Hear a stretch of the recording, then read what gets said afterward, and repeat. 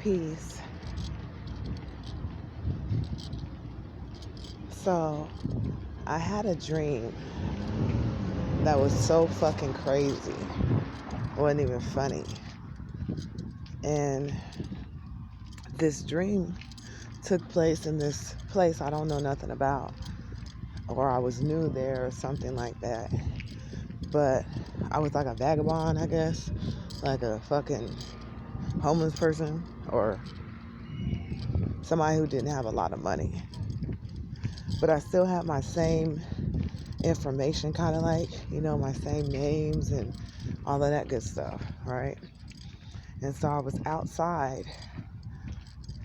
doing what I do, and somebody had noticed me and they invited me into this hotel or whatever the fuck it was. And I'm in there, and it's a bitch in there. Let's call her Beatrice. I'll just make up a name. So it was a bitch in there, and she was looking at me crazy. Like she was jealous. Like, you know how you have like the wicked stepsisters in a Cinderella story? It was kind of like that. Like, bitch, what you supposed to be here? You're not supposed to be here for. You supposed to be somewhere cleaning up or doing whatever.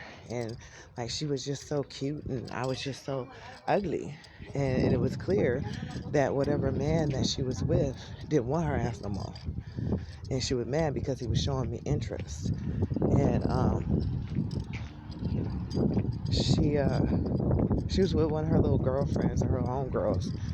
And they were talking shit in the background. They, see me talking to one of the guy's friends, whoever this man was, some mystery guy. I don't really know who he is. He didn't show his face that I know of. And she's trying to say something like, yeah, she's a hoe. She just talks to everybody. And I'm like, that's my friend. I'm talking to him because I care about him. He cares about me. And, he invited me in here because ain't nothing wrong with me, bitch. I was raised in a good environment. I just went through some shit and people took my money. Don't get it twisted.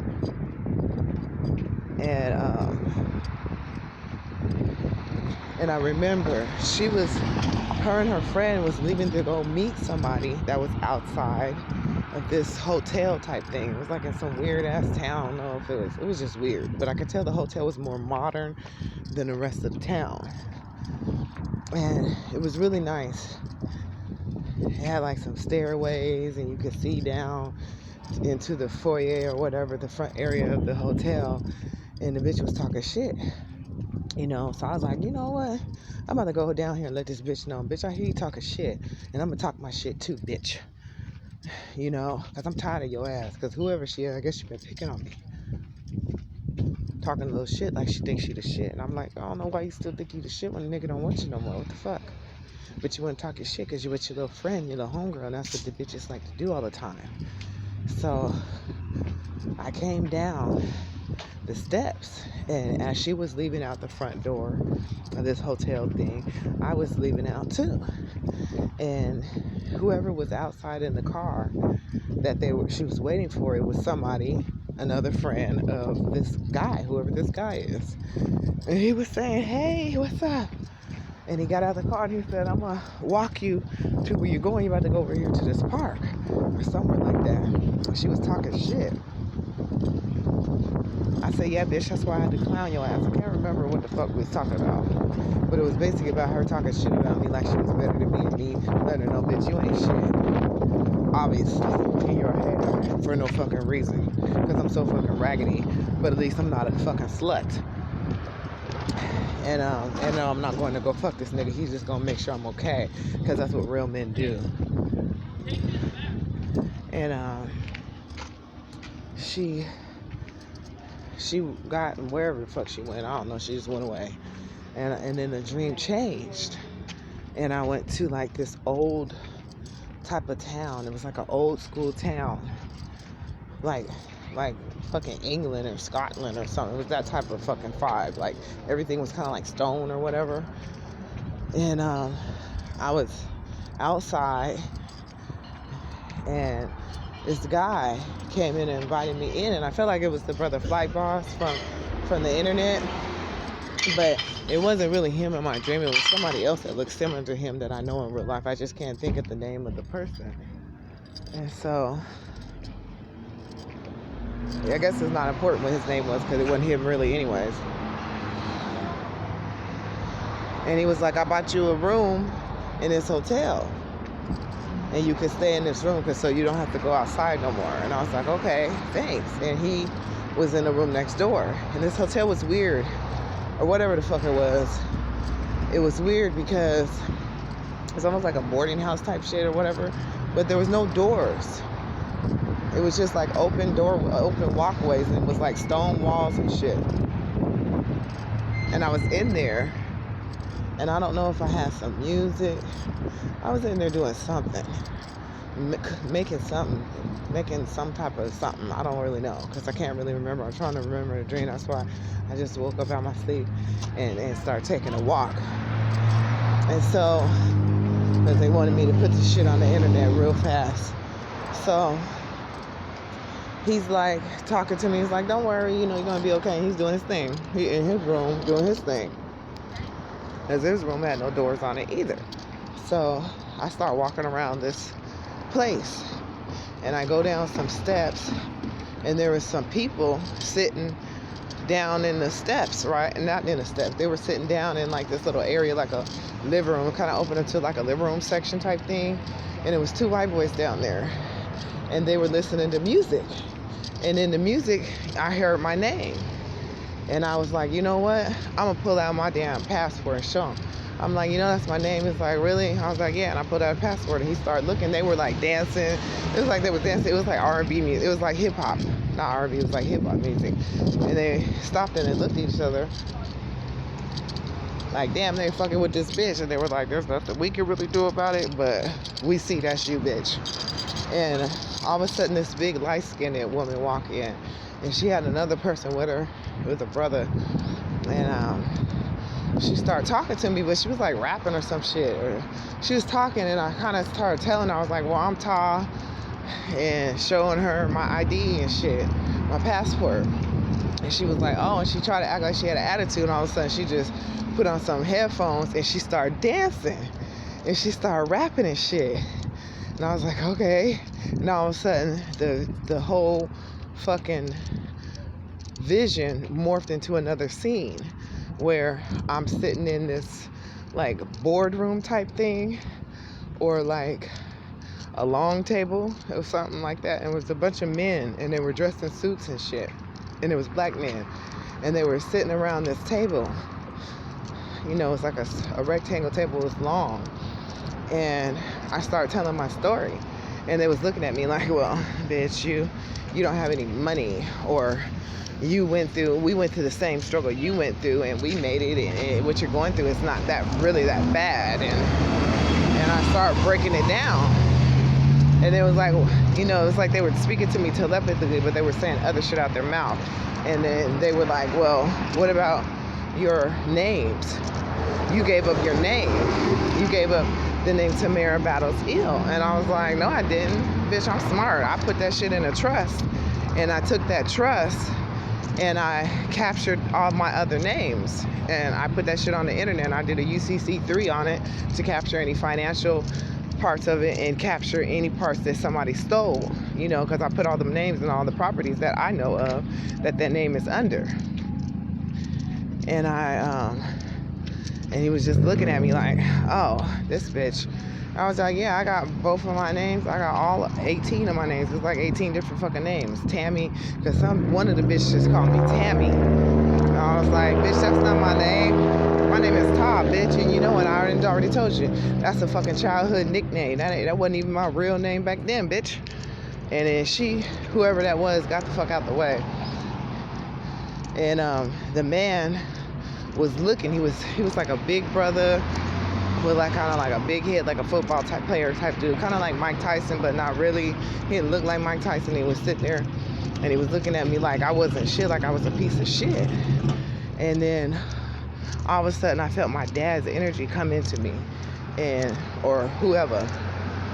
And he would start talking his shit, talking about, well, because let me tell this part of the story. So the man was sitting there with his daughter, and he was playing with her, and she was real pretty. She had curly hair. She was a pretty little brown girl, and she was playing with him. And you could tell he really loved his daughter, but he was like hardcore, but he really loved his daughter. And as I start telling the story, I'm like, what if somebody did the same thing to your daughter? How the fuck would you feel about it? And he was like, well, I'll never know. I was like, oh, you gonna find out, bitch. You gonna find out real soon. And I ain't gonna feel sorry about what happened to you or your fucking daughter. And then he got mad and he moved to the back of the table. And at the back of the table was like some DJ booth or something back there. And he started being at the DJ booth talking this little shit telepathically through me, but saying other shit out of his mouth. Like, well, you didn't been through too much shit and you're not really qualified and you seem like you're traumatized and all this shit. I was like, bitch, don't get it twisted. I'm not traumatized. I just want my shit, and I'm letting you know that this is my shit and I'm gonna get it one way or the fucking other. So get ready. I'm just informing you bitches because I don't need your permission. Who the fuck is you? Who the fuck are you motherfuckers? And so it switches back to this man at the end of the table with his suit on or whatever.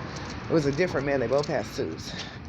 And he, look at that gorilla. Look at that gorilla, niggas. And he was saying, he was continuing his interrogation of me. He was like, well, I see you got your paperwork and you think you have a copyright and all this stuff, but it really doesn't work because it's not valid and because of the way you did it. And I was like, bitch, you don't know real law. You don't know common law, motherfucker. I got all this shit busted down the proper way in real common law in this country, not how you motherfuckers been doing it through these damn administrative offices, copyright offices and shit. They don't own nothing here, so how the fuck can they copyright somebody's shit? They can't give you no authority that you got a copyright, and they ain't even a copyright office. They have no authority in this area, so how the fuck can they copyright something? So your shit really ain't copyrighted, but mine is, bitch. Don't get it twisted. That's why I keep my paperwork with me. And I had a bag with me, a plastic bag, and inside that plastic bag was my paperwork. And I started trying to flip through it. And my dad walked me back over to the table, and it was like, you think you know every fucking thing, motherfucker, and you don't. You're about to die, and your daughter's about to die too. And when I was telling my story, let me get this into. So inside that bag, it was like some little clothes. It was like a regular ass shopping bag, a plastic one, with some clothes in there too. And as I was telling the story, I started getting hot. And so I took off my clothes. I had no bra on. My titties was out swinging. There was a bunch of men in the room, and I didn't give a fuck because I was telling my fucking story. And they was all looking at me like, this bitch ain't got no fucking clothes on. What's wrong with her? And I was like, I don't give, I wasn't even thinking about that. And so I went, I'm going back to the part of it because I forgot to say I had got naked. Or at least I had no top on. I had some pants on or some shit. I had went back over to, and they started saying something about my hair being short, or kind of short, but not short. Something like, they were saying something about my fucking hair. I don't know what the fuck that had to do with it. Like I said, it was a dream, so I'm trying to remember it as I'm saying it now so I don't forget the shit. And I walked back over to the table where the man was, and he was sitting at the end of the table, but it was like, it turned into like a regular table, like he was a teacher at a school. And so I was directly in front of him, and I had my titties swinging and shit. And my dad had me put both of my fists down on the table like this, so I'm sitting there with both of my fists on the table like this. And I said, motherfucker, I'm gonna get my goddamn money, and I'm gonna fuck you and your motherfucking daughter up, bitch, and that's what the fuck you get for fucking with me and my goddamn job. And he got scared, and he disappeared or some shit. And it flashed, and this lady showed up, and it was like a pretty black lady. She was skinny looking, and she had like a black blazer on, kind of something like this, but it was a real blazer.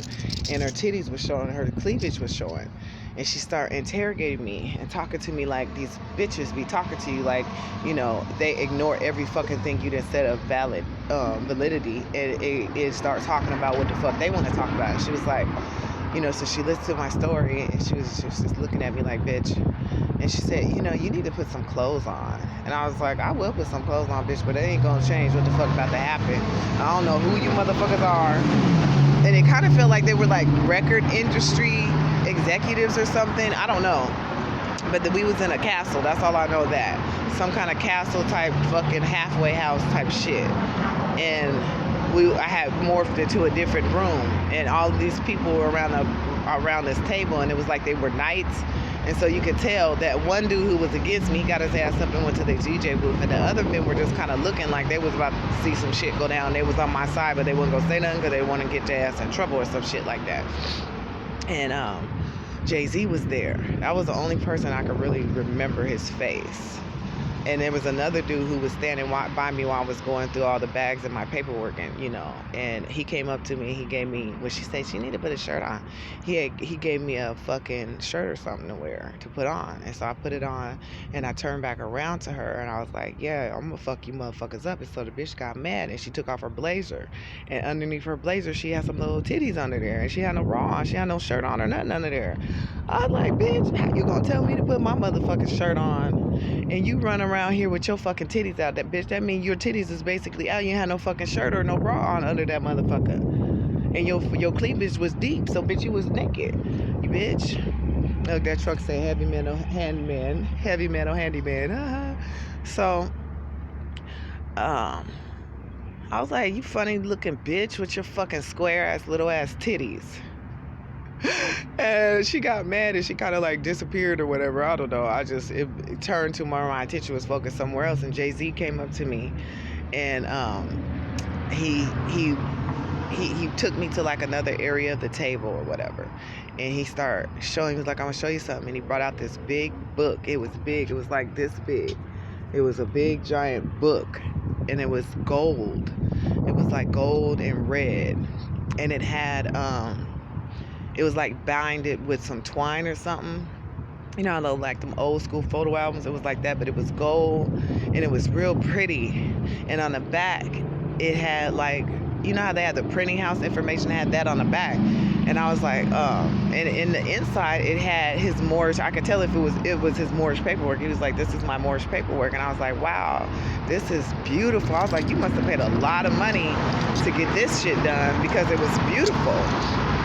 And on the inside, it had all these seals on the inside. It was like gold and red, and they were beautiful. It was like foil gold and red seals on the inside. Look at this bitch gonna bring her fucking ass up here with a goddamn FedEx truck. I don't like that shit, because I don't like when people park in front of me when I'm trying to say something, because it makes me feel some kind of way when I'm trying to explain my shit.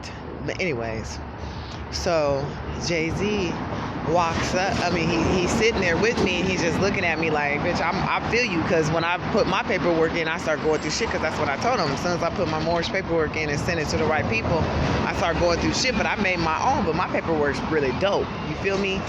Because I've been feeling like they want me to go run through my paperwork and show you guys on the internet, but I just haven't had the time to do it. And so, you know, I was just looking at this shit. I was like, this is so fucking beautiful. And I held the book up, because it's a big book. I held it up like this in front of me, and it was kind of old. So, and let me tell this part first. So, there was like a seal, because you know when you do your international paperwork, there's like a seal. It's like a plastic seal that kind of goes on both sides of the paper. Like if it's all kind of papers, it goes across both sides.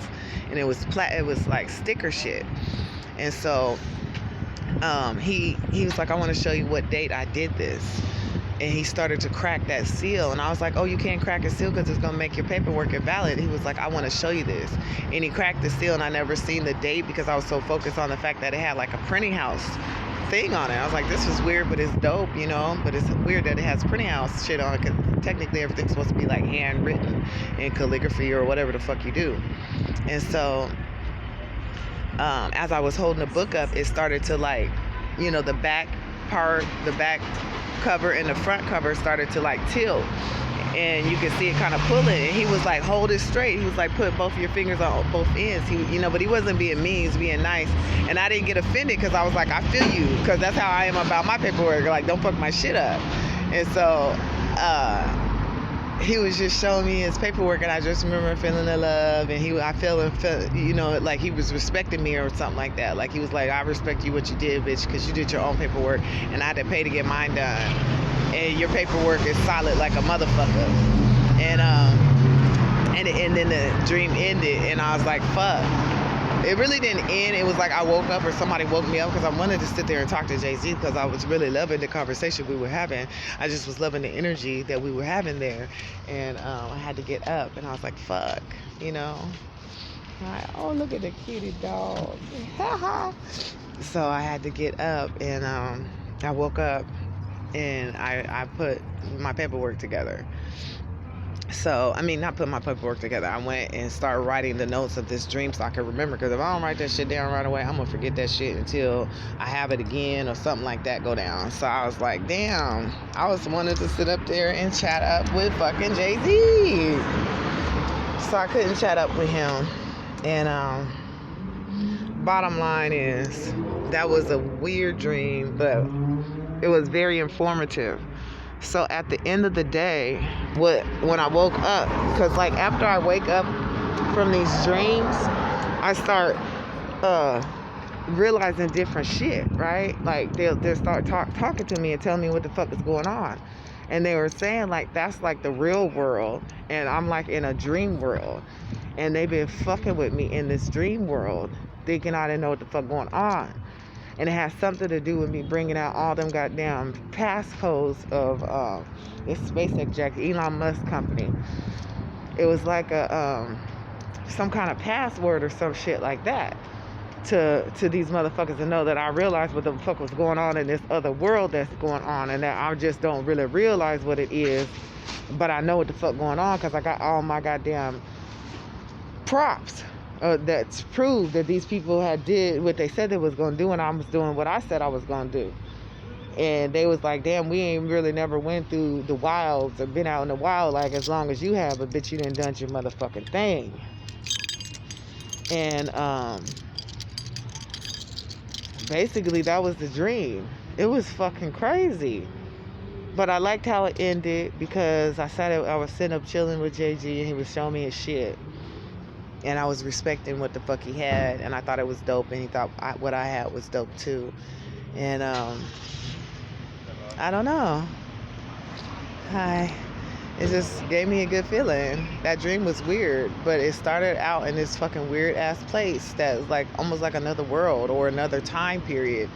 And whoever the fuck was sitting at that table, I just had the feeling that they weren't supposed to be there. Whoever was there, they had took my father's place. And my father was like, you put my child out in the goddamn street somewhere, you thought the bitch wasn't going to remember nothing, and she did, and she going to come kill your fucking ass, and that's what the fuck you get. You get every fucking thing you deserve, and fuck you and your little bastard ass daughter. I don't give a fuck how cute she is. We're killing that bitch too. And your fucking wife, fuck that square titty hoe.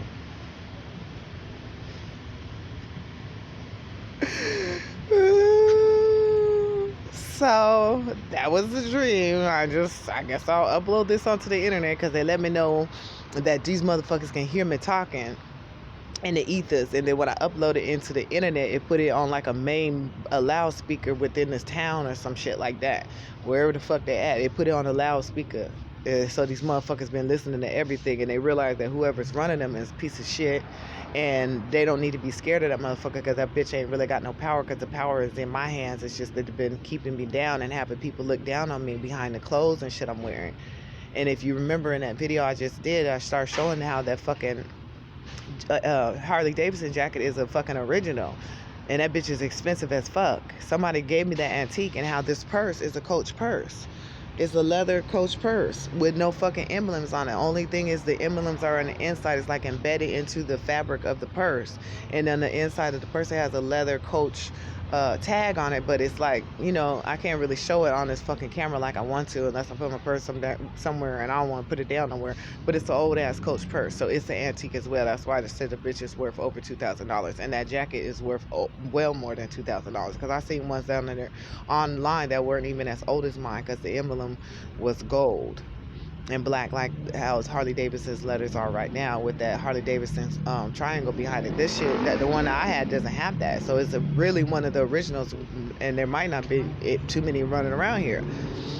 And of course this Tory Burch little handbag, I got something on it, but I can wipe it off. But either way, it has something to do with me showing that shit. And I really think that this mask that I got on, I think it is an original too, because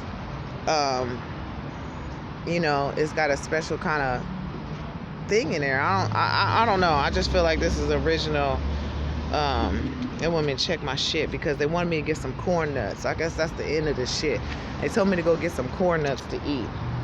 And so I had to get my little card out. And I don't really know where the motherfucker at because I can't find it. So I'm going to end this video right now and look for this. I'm about to go up and Rouse. I'm going to end this video so I can go up there and get these corn nuts. All right, peace.